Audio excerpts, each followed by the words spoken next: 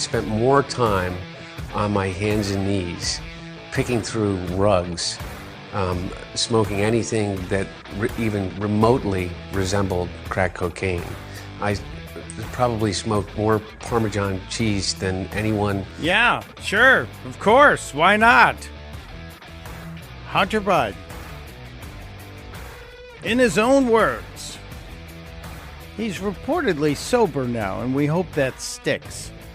It is difficult to beat demons like addiction. It's Mike Opelka in for Chris Plant on the Chris Plant Show. Thank you for being here. Honored to be here. There's a lot going on, and I decided to play one of the classics, because when it comes to Hunter Biden, the guy that Joe calls the smartest man he knows, nothing says brilliant like crawling around on the floor in the throes of an addiction and picking up pieces of Parmesan cheese and thinking you should be smoking it. Yeah, it's crazy. It's crazy what we've witnessed in the past couple of years, the past 2.5 years.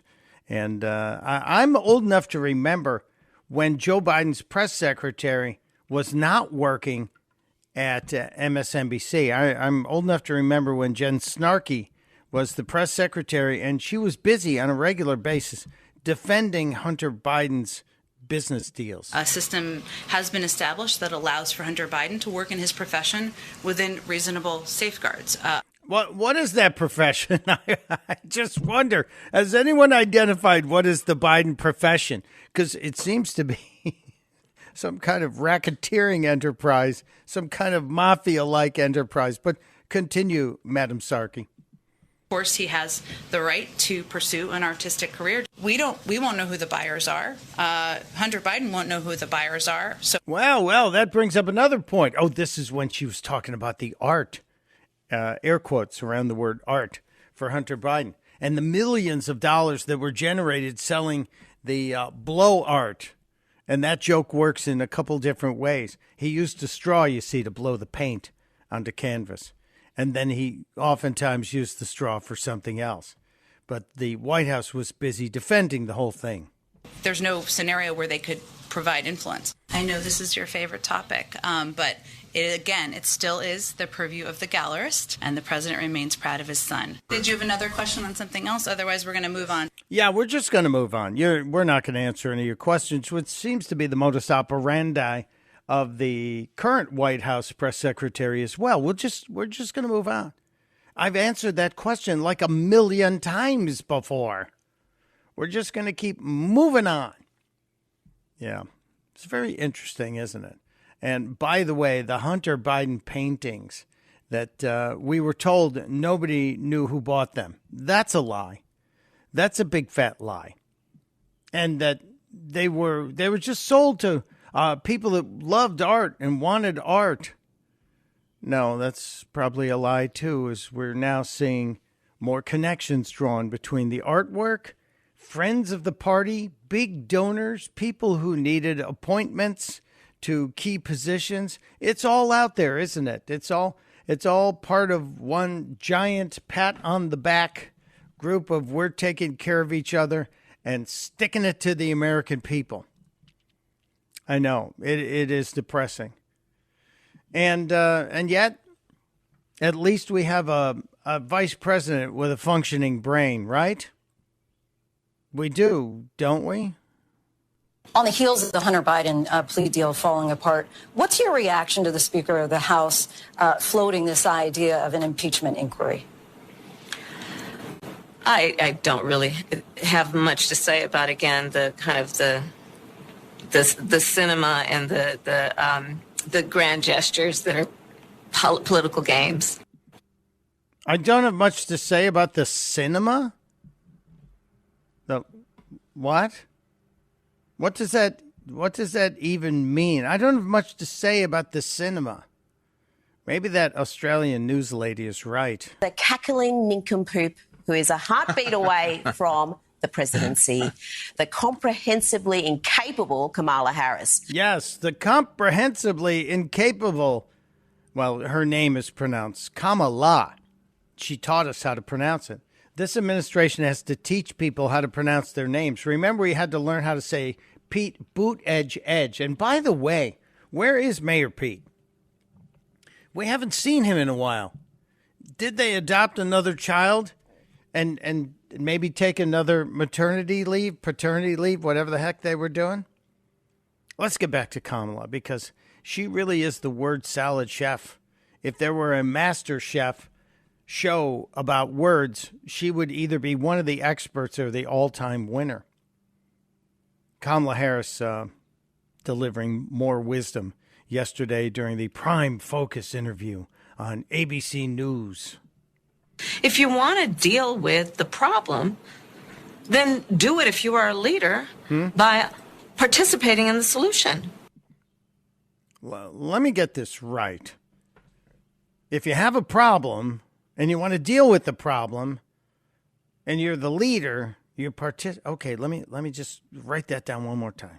If you want to deal with the problem, then do it, if you are a leader, by participating in the solution. So if you're the leader of a problem situation, for example, I don't know, a border that has been just opened wide and illegal people are coming in, some of them bad people, very bad people, some of them parts of murderous gangs like MS-13, some of them maybe terrorists, some of them Chinese spies, maybe, and then maybe there are gangs that are trading in human flesh by getting people across the border and then making them indentured servants to the cartels that got them there, or delivering, I don't know, Chinese manufactured drugs that could kill people. If you were in charge of that problem that's been going on now for 2.5 years, the better part of 2.5 years, you would solve that by participating in a solution. Got it. Right. I'm all in. Thank you, Madam Vice President. At least we know that you're focused on things. Say that you are heeding those alarm bells. Are you concerned? Alarm bells about what? Alarm bells about potentially RFK Jr., for example, who's polling in double digits, or Cornel West, or the enthusiasm behind a potential no labels candidate taking away from your ticket. Now, the reporter who is reading the question to Kamala Harris, the question that Kamala had the day before, it's so obvious because as the camera is on the vice president's face while this is being asked, she's smiling. She's smiling because she knows, I've been told this question and I'm ready to answer it. So get ready for some Kamala Harris gold. I'll tell you, our focus has been on strengthening America and doing the work every day. That is about seeing through what we are doing to bring down the cost of health care, what we are fighting for in terms of strengthening the economy and America's families. You probably saw recently that projections around recession and inflation are very much reduced because of our economic policies. These are the things that we're focused on. And President Joe Biden and I feel very strongly that our primary focus should be on strengthening America's families and focused on the future in a way that actually lifts people up and doesn't tear people down. So nothing of substance to share with the class, is there? There's nothing you really want to tell us. It goes back to the question about the impeachment inquiry where she said, I really don't have anything to say. That's really kind of the story, isn't it, behind this lady? I really don't have anything to say. And it all started when she was asked about the polls that show that Kamala Harris is possibly the worst polling vice president in the history of polling on vice presidents. There are reports that say that you have the lowest approval rating of any vice president. I'm curious how much of a role, if any, that you feel race and gender play in that. Now, go ahead and tee up the excuses of race and gender right away there, ABC News reporterette. Yeah. But the polling can't be denied. You stink on ice. So what do you have to say, Kamala? Well, there are polls that also say I have great approval ratings. I think. Yeah, really? You want to show those to us? Can we see any? Has anyone found a poll that says that Kamala Harris is great for the Human Resources Department inside the White House that constantly has to replace the people that work in our office? They're keeping those people real busy. They're working out their skills excellently. No, you're not doing good things. Almost 70% of the country is saying they are living paycheck to paycheck. That's an accomplishment. Almost 70% of the country. And the dismal numbers on Joe Biden's handling of the economy are now at record lows. I think he's tied record lows for how he has handled the economy or mishandled the economy. That should be the appropriate stance. All right, I want to grab a phone call here. I also want to make note. We talked briefly last hour about ranked choice voting because we talked to a gentleman from the state of Virginia about ranked choice voting, which is something the Democrats are trying to weasel into as many places as possible. Ranked choice voting is essentially a game to trick people into thinking, well, it's a better way to vote. No. The person who wins the election should win the election. Not the case with ranked choice voting, or RCV as the cool kids call it.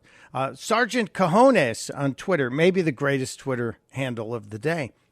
Sergeant Cajones writes, when you talk about ranked choice voting, make sure to mention that Republican parties in various states should not use it for party elections. I think this is a really important point. Not only should we not be using ranked choice voting in our state and national elections, it should not be used to elect party officials. It does tear down credibility. So thank you, Sergeant. I don't want to say I'm saluting Sergeant Cajones because it's just kind of, it'll make me laugh. But I appreciate the clarity on that. You're 100% spot on. Mike is in D.C. Another Mike. We've had many Mikes today. We have Chris's and Mike's, very popular names, calling into the show. Mike, welcome to the Chris Plant Show. What's on your mind? Well, what's on my mind is our economy have an $8 trillion trade deficit, and nobody is doing anything to address or even talk about it. Like they don't care. And our Fed chairman, Jerome Powell, he's a bigger liar as Joe Biden is also. And this is ongoing. Some of the stuff that, this is ongoing and nobody is paying any attention to it. Not the House or the Senate. And we're going to have a bad economic crash sooner or later. Everybody's paying attention to transgender and all this other stuff going on out here. They're not paying any attention to our economy. It's fragile. We got a huge trade deficit, and nobody is talking about it or paying any attention to it. Everything needs to be focused on. I'm glad you're talking about it, Mike. I'm glad you're paying attention to the trade deficit, and we have not spent enough time on it, in my opinion, as a government, and we're instead focused on the pronouns. We're focused on the lie that is global climate change, and we're focused on just all the culture issues instead of doing the things that government's supposed to do. Protect the borders, protect the people, protect the American economy. Instead, we seem more focused on making nice with the rest of the world. We shouldn't. Let the world make nice with us.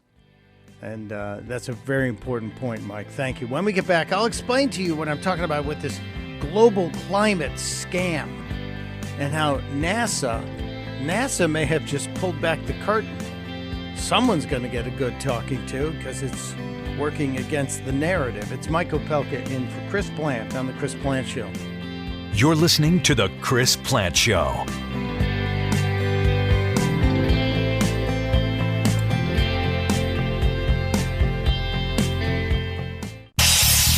Hey, Chris here with some exciting news. Now you can listen to me live on the WMAL app.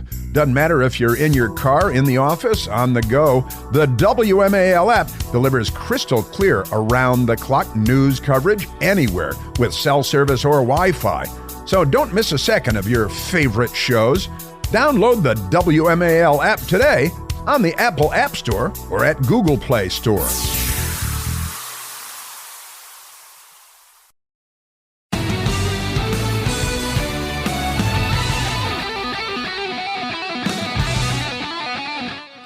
It is the Chris Plant Show, August 1st. Welcome to August. Wow, that was fast, wasn't it? Mike Opelka in for Chris this week.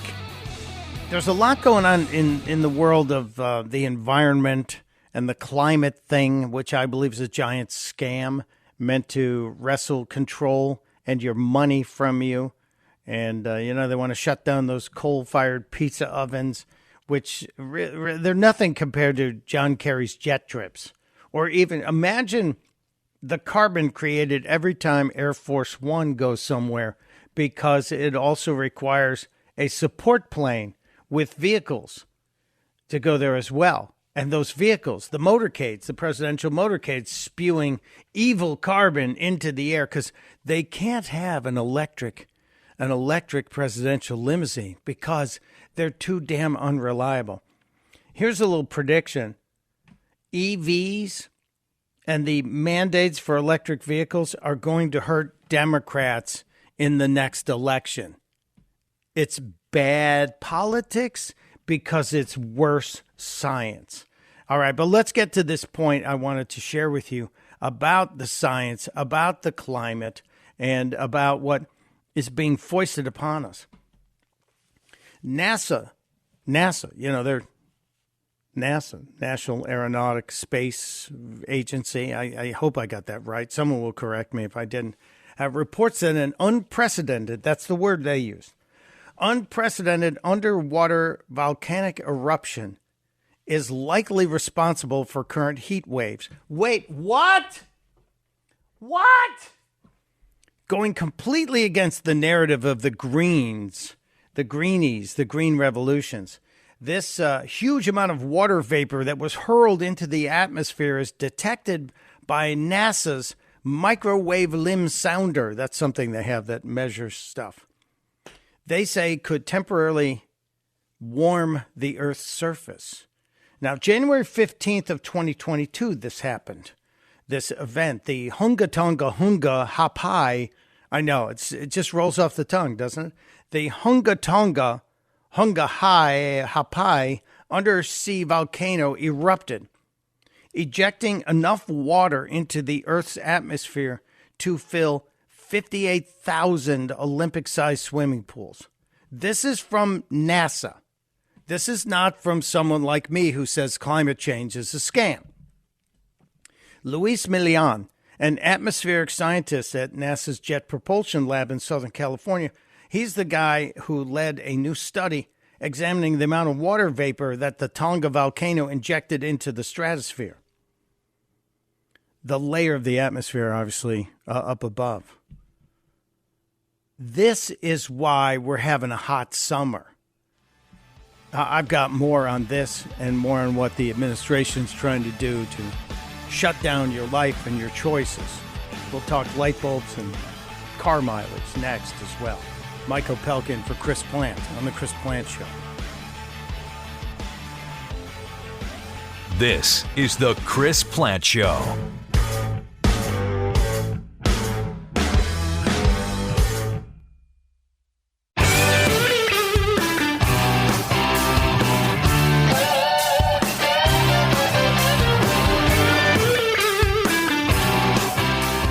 It's Mike Opelka in for Chris Plant on The Chris Plant Show. We were in the middle of a discussion of something here, and I want to kind of wrap it up. You're welcome to join us, of course, at any time, 888-630-9625. The discussion that was on the table, the discussion is about the push to use the climate to get control over your life. And that really is what's at the heart of the globalist initiative and the leftist initiative and the greenies initiative. But they're all cut from the same cloth. They're all the same people. And this story out of NASA about the unprecedented underwater volcanic eruption that they claim is likely responsible for the current heat waves we're experiencing, not, as we're being told, your gas stove and your coal-fired pizza oven and your gas-powered automobile. It's about something that happens naturally, and it's a temporary situation. And this happened January 15th, 2022, this undersea volcano that erupted and injected enough water into the atmosphere to fill almost 60,000 Olympic-sized swimming pools. And this is from the Journal of Geophysical Research Letters. It's not some right-wing MAGA tabloid. No. NASA said they've never seen anything like this. Previous volcanoes, like Mount Pinatubo and Mount St. Helens, and maybe even Krakatoa, led to the cooling effect of the Earth's weather because of all the particulate matter that was ejected into the atmosphere, and it combined to reflect the rays of the sun back into space. However, reports Joe Herring in his piece on Newsbreak, in the case of the Tonga blast, the caldera, that's the big fiery explosion, was situated 500 feet beneath the surface of the South Pacific Ocean. I'm guessing near the island of Tonga, hence the name, the Tonga blast. It resulted in a muted particulate ash cloud, but a greatly enhanced vaporizing of the surrounding water, ejecting that vapor into the stratosphere, where it will have the effect of trapping heat on the Earth's surface. Now, there are measurements from the microwave limb sounder of NASA, that it does this from satellites, that indicate excessive water vapor is the equivalent to around 10% of the amount of water vapor typically residing in the stratosphere, where this excessive stratospheric H2O will persist for years. This is NASA reporting this. And could affect stratospheric chemistry and dynamics and may lead to, quote, surface warming. Now, this estimate came out in late 2022, and they have revised it upwards, meaning they think it's going to get hotter, that the water vapor is a well-recognized greenhouse gas. And that can lead to higher surface temps and more because the interaction with the atmospheric CO2. Now, there are other wonky things in the statement of this article, but it's really interesting to me that it is NASA who is pointing this out. NASA who's adding volcanic eruptions rarely inject much water into the atmosphere. In 18 years that NASA has been taking measurements, only 2 other eruptions. 2008, one in Alaska, 2015 in Chile, sent appreciable amounts of water vapor to such high altitudes, but those were mere blips compared to the size of this one. They also report the excess water vapor injected by the Tonga volcano could remain in the atmosphere, the stratosphere, for several years. So it's not your car. It's not your gas stove. It's not your pizza oven. It's not your hot water heater. It's not even your incandescent light bulbs that the left is coming after now. I guess we're going to have to buy them on the street from a guy with a trench coat and a bunch of incandescent light bulbs on, because now August 1st is here. But this is an astounding story. And I hope that everybody who's in office will read this, study it, and share it. I'll tweet out a link to it as well later today. But this absolutely is the science, which we're supposed to follow the science, right? Isn't that the deal? Follow the science. We were told that from the beginning. And now here it is, science. And it appears to point to Mother Nature and something that happened underneath the surface of the ocean that is cause for the global heat wave. And we're going to have to deal with it. It'll clean itself up. A couple other stories that I think are worth sharing with you. I mentioned that I think the electric vehicles are going to be a drag on Democrats in the next round of elections. The forcing people to drive electric cars. The Biden administration yesterday, through the National Highway Traffic Safety Administration, a sub-agency of the DOT, Mayor Pete, where are you? They unveiled their new, they call them CAFE standards, the corporate average fuel economy standards, which would require cars and lighter trucks to improve their fuel efficiency starting in 2027. And they ultimately want to get the average miles per gallon for the entire fleet of cars. See, that's how the car companies get around it. Some of the cars will average 20 miles a gallon. Some will average 50 miles a gallon. Well, the idea is to keep nudging you farther forward into electric vehicles because they get credit for higher mileage with EVs, even though it takes a lot of carbon in the atmosphere to create the batteries for these electric vehicles, which you can't really recycle the batteries just because they're awful for the environment. But they're trying to get you to believe that everything will be fixed in the weather if we get the average CAFE mileage for the fleet of cars for any car company to 58 miles per gallon by 2032. That's not that far off in the distance. Remember, they're coming after your hot water heaters in 2029. That's 6 years away. The proposed rules are in line with their standards, the EPA standards, which would effectively require car makers to have new fleets be 67% electric by 2032. And this is on the heels of Ford coming out and telling us we're losing money on every car. We're losing a bunch of money on every car, despite the fact that there are subsidies, huge subsidies for taxpayers to buy these cars, these electric vehicles. Again, I come to this from the position of experience. I bought a Tesla in 2018. I drove it for 3.5 years. I didn't buy it to save the planet. I thought it was fun. It was fast, but it also wasn't what it told me. I didn't get 310 miles to a full charge. I'd be lucky if I got 250. In the winter, I was lucky if I got 200.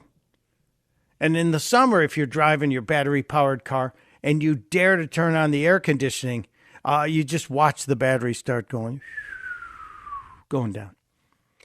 And they're expensive to repair, especially if you own a car, an electric car that's not from one of the big three, because you have to take it to the dealer to fix it. You have to take it to Tesla, and they have an exclusive. And the other side of this, they're expensive to insure, and they're expensive because tires wear out faster. I went through 3 sets of tires in 3.5 years.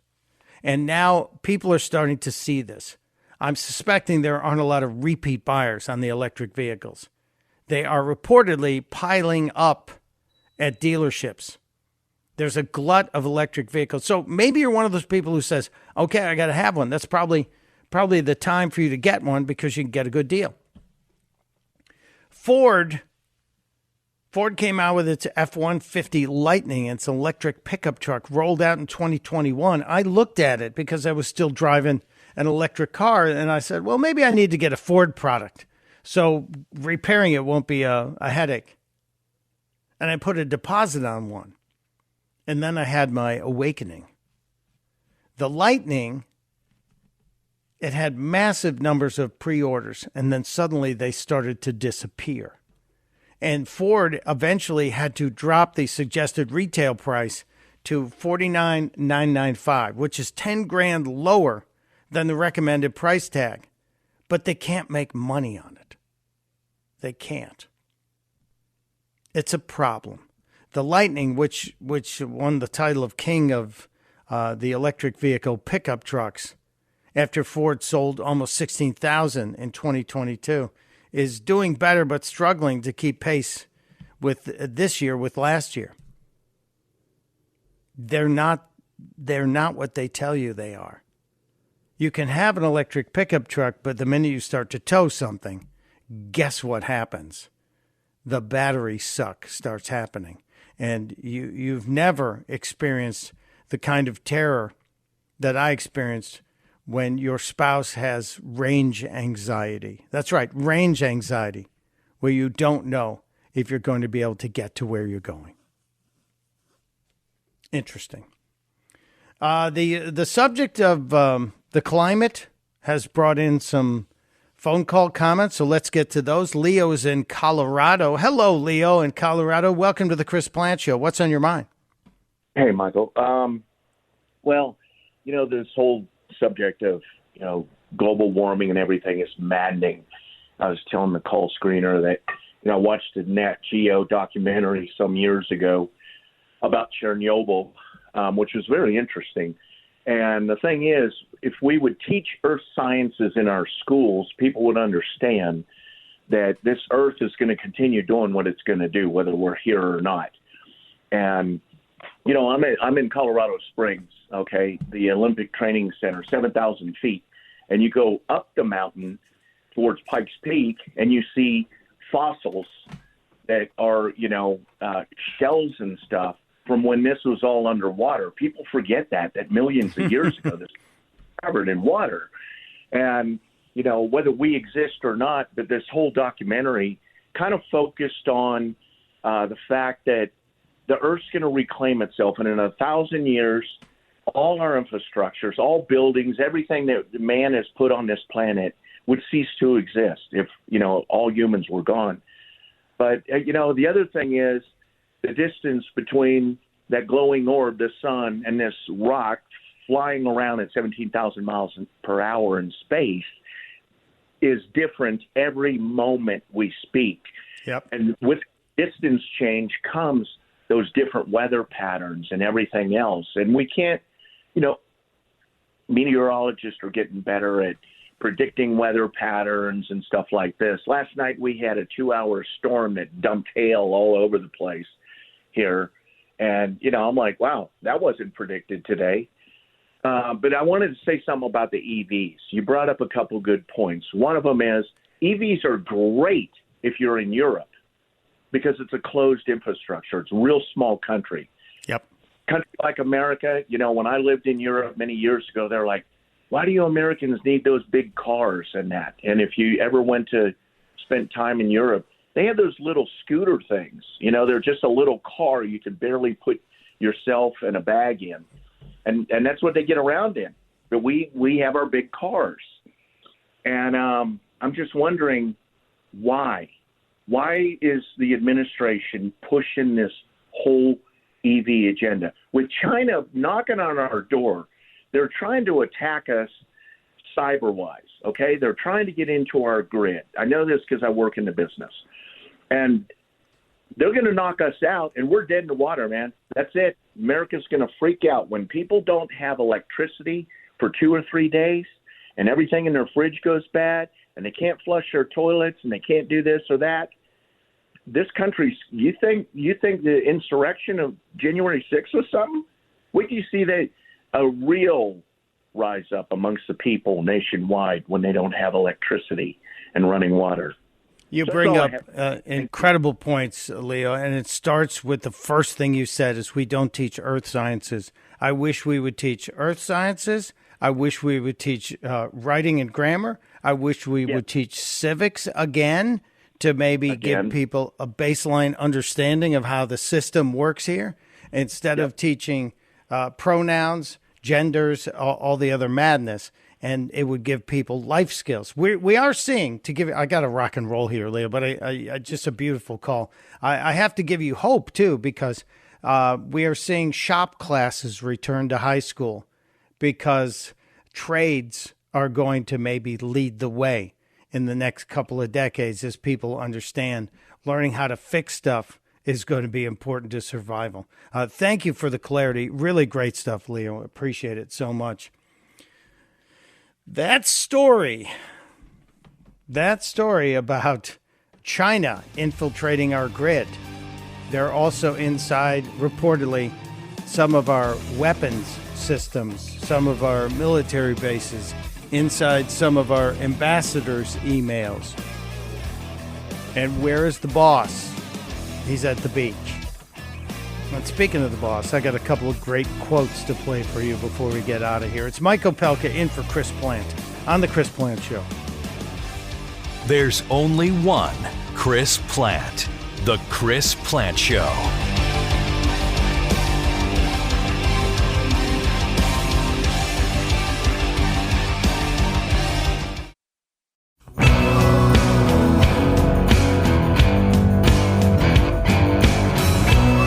It is Mike Opelka in for Chris Plant on The Chris Plant Show. Thank you to everybody who joined us today.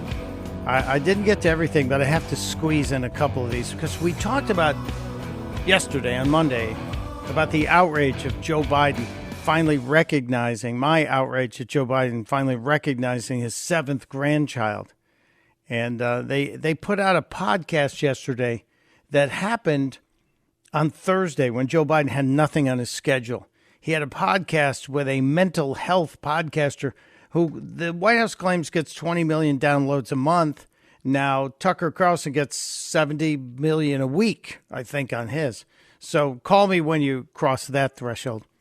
But they did this interview with this guy just to make sure they're rebuilding Joe's image as the caring grandfather.